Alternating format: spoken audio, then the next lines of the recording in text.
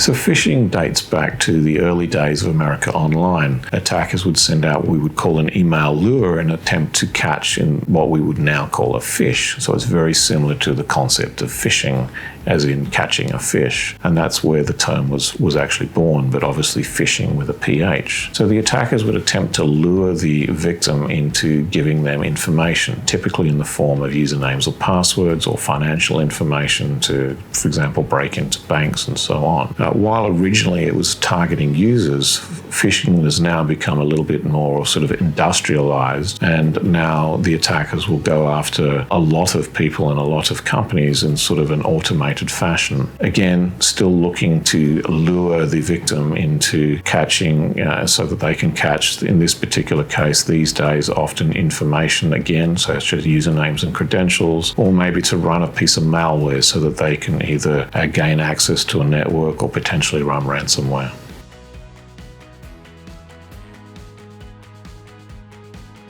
So spear phishing again continues with the same trend in the sense of the name. So unlike phishing, which tends to be fairly broad, spear phishing, as the name suggests, is like going fishing for a fish with a spear. You're essentially targeting an individual fish or an individual type of fish, in this particular case in an organization. So it is a targeted attack, usually based on a little bit of information that has been actually done ahead of time on the organization.